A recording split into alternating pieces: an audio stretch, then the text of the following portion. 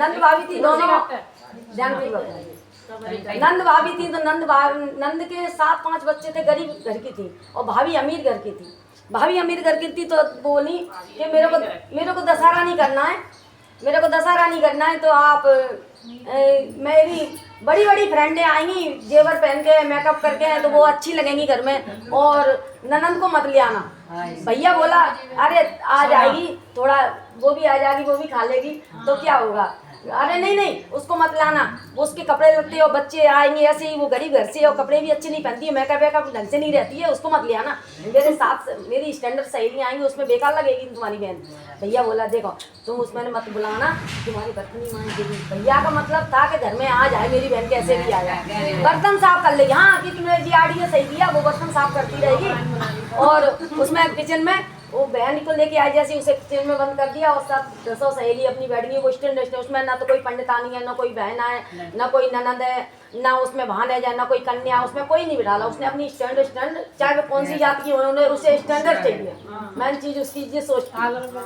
हाँ तो तैयार होके आ गई, लेकिन स्टैंडर्ड भी होता है तो वो भी सम्मान जानता है। हर इंसान स्टैंडर्ड नहीं रहता, वो सम्मान भी जानता है। तो बोली ठीक है, तो बोली तुम अंदर से मन निकलना, जब तक मैं नहीं कहूँ तब तक। बोले ठीक है। अब 2-4 बच्चे साथ में ले, छोटे छोटे थे, 2-4 छोड़े, 7-8 बच्चे थे उनके, तो छोड़ आई। तो बोले बच्चे बोले मम्मी भूख लग रही है, माई अभी देंगी सबको खाना खिलाने, तुमको ही देंगी पहली सब, तुम चिंता का लिए कर रहे हो, मम्मी भूख लग रही है फिर दे दो। उन्होंने सबने खाना भी खा लिया, वन सामग्री पूरी हो गई। फिर उसके बाद उसने बचा तो डिब्बे भर भर के रख दिया कि भैया इनको दे ना दे, उसने छिपा के रख दिया।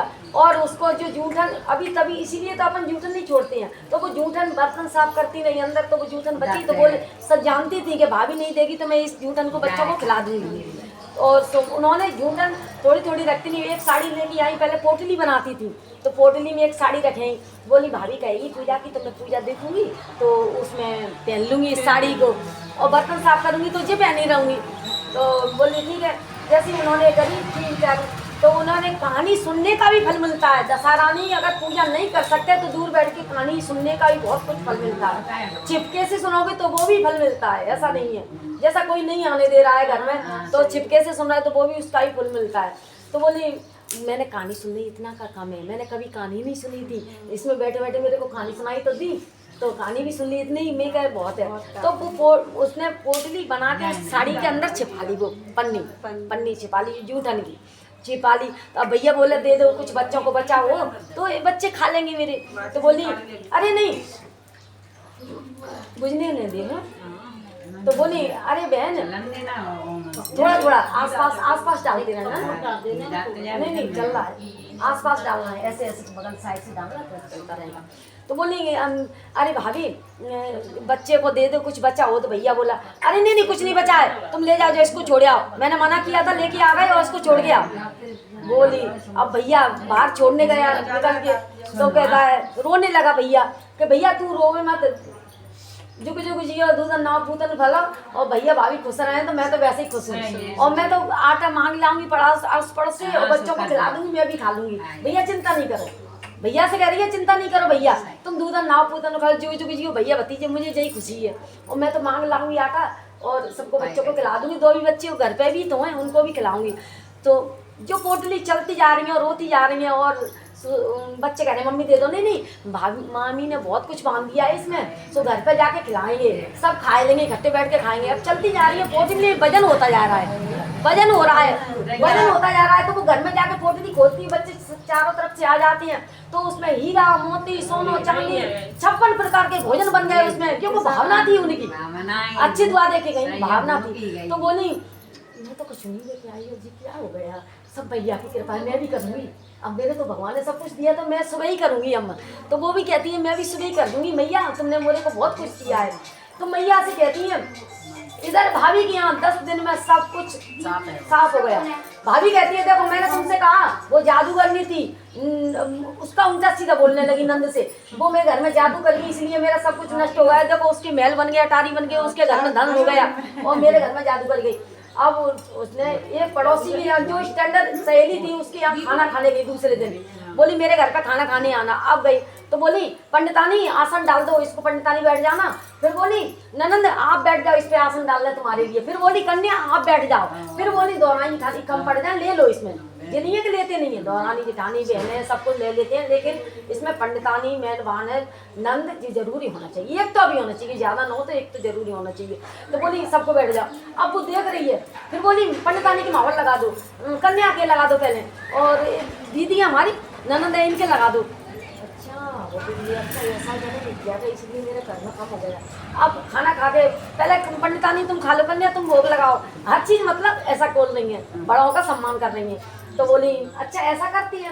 बोली क्यों तुम लोगों ने हमको नहीं बताया कि हम बताते, हमारी जवान खींच देती, तुम इतनी लड़ाकू विमान हो, बताते कैसे? तुम हमें पूछती तो हम बताते, और तुमने कुछ पूछा ही नहीं, तुम तो नंद भी लेके तुमने उसमें बंद कर दी। हमें सब पता था, हमें सब पता था, इसीलिए नष्ट हो जाता है। बहन बहाने से देने से बढ़ता है, घटता नहीं है।